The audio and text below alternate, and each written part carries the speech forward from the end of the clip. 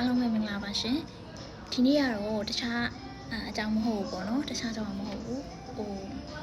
မနေ့ကပတ်စံအိတ်ကြပြောက်တဲ့အဖြစ်လေးကိုပြောပြချင်လို့ပါပတ်စံအိတ်ကဘယ်လိုပြောက်တာလဲဆိုလို့ရှိရင်ပြောပြမယ်နော်ကိုရီးယားလိုဒီလို CCTV တွေအများဆုံးရှိတဲ့နေရာCCTV အများဆုံးရှိတဲ့နေရာမှာပြောက်တာပေါ့နော်ပုံမှန်လမ်းဂျိုလမ်းကြားမှာပြောက်တာလည်းမဟုတ်ဘူးဆိုတော့ပူတာရုံမှာပြောက်တာပါပူတာရုံမှာကျွန်မမနေ့က customer တွေအတွက်စီးဝယ်ဖို့အတွက်ကိုသွားရပေါ့နော်ကုန်တိုက်တွေတစ်ခုပြီးတစ်ခုပတ်တယ်ပတ်ပြီးတော့လူကလည်းတော်တော်ပြိုင်းနေပေါ့နော်ပြမန်းနေတဲ့အချိန်နောက်ဆုံးအိမ်ပြန်တော့မဲဆိုတဲ့အချိန်မှာအဲ့ဒီပတ်စံအိတ်ကိုပြောက်တာပေါ့နော်ပတ်စံဘယ်လိုပြောက်တာလဲဆို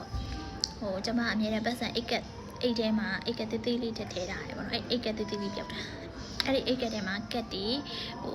ငွေသားဆိုလို့ရှိရင်လည်း9000နဲ့နေအဲ့လိုထည့်ပေါ့နော်ငွေသားအနေငယ်နဲ့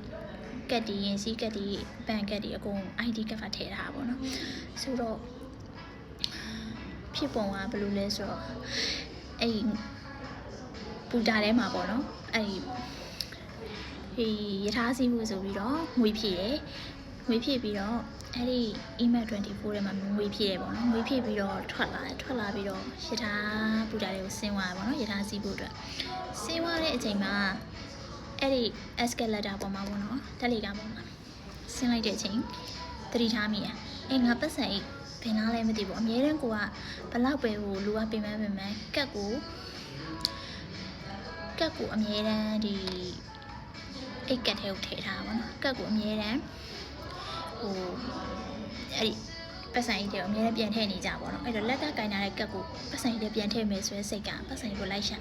မတွေ့အဲ့ချိန်မှာငါကြားပြောက်ခဲ့ပြီပေါ့ငါ email ထဲမှာအခုလေးနေ email ထဲကနေထွက်လာဆိုတော့ email ထဲမှာပဲရှိလောက်မယ်ဆိုပြီးတော့ပြန်သွားပြီးတော့အဲ့ဒီကရောင်းနေသူပေါ့နော်ရောင်းတဲ့ပိုင်ရှင်ကိုရှာခိုင်းနေပေါ့နော် CCTV လေးပြန်ကြည့်ပြီးပါပေါ့နော်ကျွန်မဒီမှာပတ်စံအိတ်ကြံခဲ့တေချာပေါက်ကြံခဲ့တယ်ပြောရခါကျတော့ CCTV ကပြက်နေတယ်တဲ့ပြက်နေတော့မဟုတ်ပေါ့ဒါကြာပြီးတော့သူ့ဆိုင်မှာဒါ CCTV ကကြည့်လို့မရဘူးတဲ့အဲ့ဆိုဘလို့ကြည့်မလဲပေါ့သူခဏနေအောင်လည်းဖုန်းဆက်ပြီးမှာပေါ့နော်ဆိုတော့တခြား CCTV ပဲကိုတခြား device ကနေကြည့်ရပါတော့ကြည့်ရကြတော့တွေ့ရပြီးတော့ကျွန်မပတ်စံရှင်းပြီးတော့အဲ့ဒီဖြူထုံးကတ်တဲ့ကိုရေစီးကတ်ပေါ့နော်ရေစီးကတ်တဲ့ကိုပတ်စံထည့်ပြီးတော့အိတ်ကိုပြန်ယူသွားရပေါ့နော်လက်တက်ကင်သွားရဆိုတော့တွေ့လိုက်တယ်တဲ့ဆိုင်ကြီးကနေထွက်သွားတယ်ဟုတ်ပြီအဲ့ဆိုတော့သိကြရဲ email 24မှာမရှိဘူးအဲ့ဆိုင်ထဲမှာမရှိဘူးပေါ့နဲ့အဲ့ဒီပူတာထဲမှာပဲကျွန်မအရှိရပူတာရုံးခန်းရှိရပေါ့နော်ရုံးခန်းဆိုတာရှိရသူကဒီကတ်နဲ့ပတ်သက်တာရင်စည်းတာနဲ့ပတ်သက်တဲ့ဟာကိုပြဿနာရှိရင် information center ပေါ့နော်ဆိုတော့အဲ့ဒီတွေဝင်ပြီးတော့ CCTV ကြည့်ခိုင်းတယ်အဲ့ကျွန်မဒီလိုပဲပတ်စံရေးကြပြောင်းနေတယ်ဒီနားလေးတွေမှာပဲဖြစ်သွားတာဘယ်နားလေးဒီအစင်းနဲ့ဒီ email 24ရဲ့အထွက်နဲ့ဒီအစင်းမှာပဲဖြစ်သွားတာပေါ့နော်ဆိုတော့နေရာလေးကဘယ်လောက်မှမရှိဘူးကွာ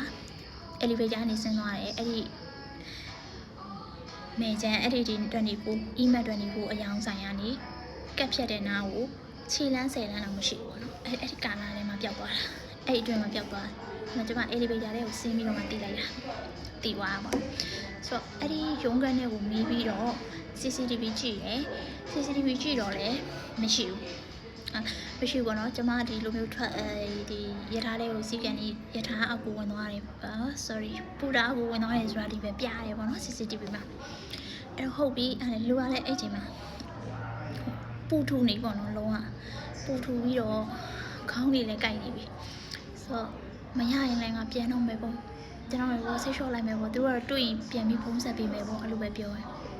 အားနဲ့တစ်ဖက်ကလည်းအဖေကိုဖုန်းခေါ်တာပေါ့နော်ဖုန်းကိုမချဘူးအဖေဘာလုပ်ရမလဲပေါ့အဖေကလည်းသမီးအဲ့ဒီ CCTV ပဲသူတို့ပြန်ကြည့်ခိုင်းတွေ့နိုင်တယ်ကိုရီးယားမှာ CCTV နဲ့ရှာရင်အကုန်မိတယ်ပေါ့နော်အဲ့နောက်ဆုံးမတွေ့ရဆိုနောက်ဆုံးရဲတိုင်တာပေါ့နော်112ခေါ်ပြီးတော့ရဲစခန်းကိုဖုန်းဆက်ပြီးတော့ရဲရလေ10မိနစ်တွင်းရောက်လာအရန်ဒီနိုင်ငံမှာ safe ဖြစ်တာနော်ဖုန်းခေါ်လိုက်တာနဲ့ချက်ချင်းကင်ပြီး10မိနစ်တွင်းရောက်လာပေါ့နော်ကျွန်မဘယ်နေရာမှာရှိရဆိုပြောလိုက်တာနဲ့ဆိုတော့10မိနစ်2မိနစ်တွင်းရောက်လာပြီးတော့အဲ့ဒီဘူတာရဲ့ရုံးခန်းထဲမှာပဲပြန်ဝင်ပြီးတော့ကြည့်တယ်ပေါ့နော်အဲ့ CCTV ကိုပြန်ကြည့်ရခါကြတော့ တွေ့သွားဆိုကျွန်မလမ်းလျှောက်လာတယ်လမ်းလျှောက်လာပြီးတော့အဲ့ပတ်စံကြီးလေးကြာခဲ့တယ်ဒါတခုခုကြာခဲ့တယ်လို့ပြရပါတော့ CCTV မှာတော့လုံးဝတေချာပေါက်ပြရင်တော့ပတ်စံအိတ်ပေါ်လာအဲ့တော့အိတ်လေးကြာနေခဲ့တယ်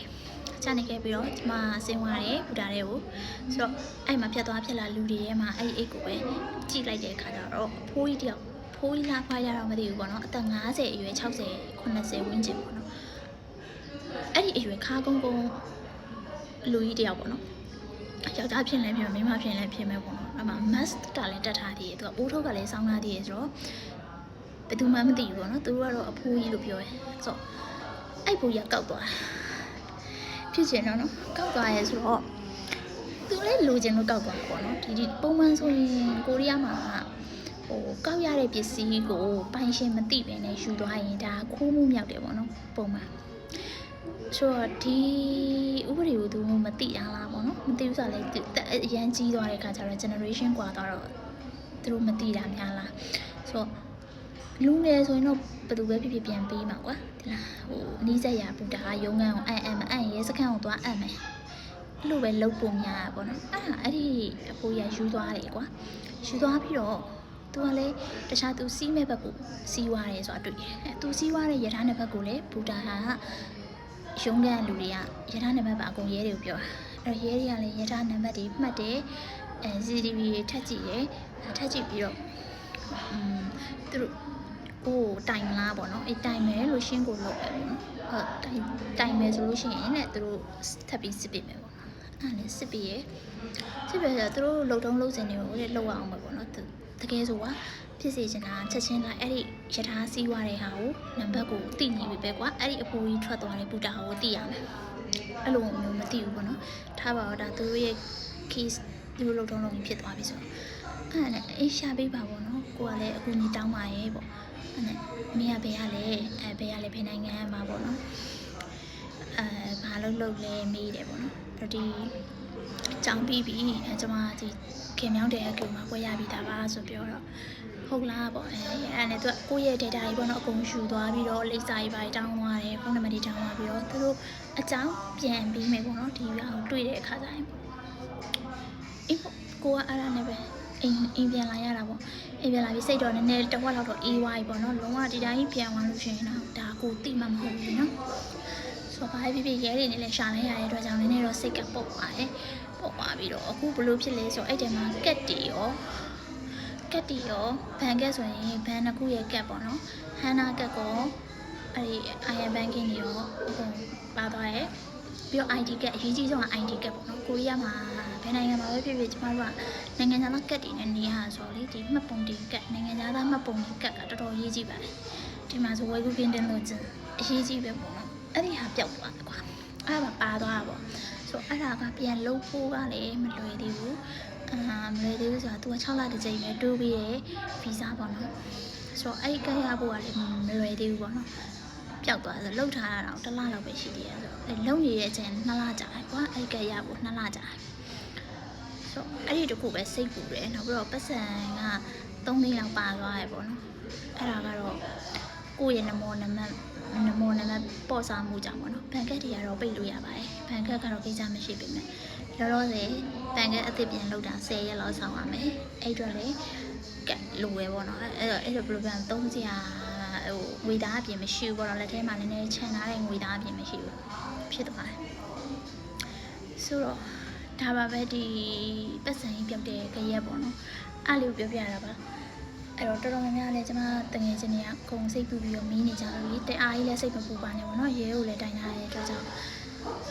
ပြန်တွေ့နိုင်ကြတော့များပါတယ်ပေါ့နော်ဒါပေမဲ့ကျွန်မတော့ပြန်မတွေ့ဘူးလည်းဖြစ်နိုင်တယ်ပေါ့နော်အားလုံး50-50ပါပဲလို့အဲ့တော့ဘာဖြစ်သွားတယ်လာရဲဆိုလို့ရှိရင်ခယူးဆိုင်ကြပါလို့နော်ဒီကိုယ့်ရဲ့ပတ်စံကြီးကိုပါလာတဲ့ပစ္စည်းတွေကိုမမေ့ပါနဲ့ပေါ့နော်တခြားပစ္စည်းတစ်ခုခုကျန်ခဲ့ရင်တော့အဲ့နေရာမှာတော့ပြန်ယူရင်တော့တွေ့တယ်ကွာဒီနိုင်ငံမှာဆိုတော့ဒီလိုပျောက်တယ်ဆိုတော့နည်းနည်းတော့ထူးဆန်းနေပါတော့ရွေးသူကလည်းယူသွားရဲဆိုတာတွေ့ရဆိုတော့ကိုကလိုက်ရုံပဲမတက်နိုင်ဒါပါပဲကဲတော့ကျေးဇူးများကြီးတင်ပါတယ်ဘိုင်ဘိုင်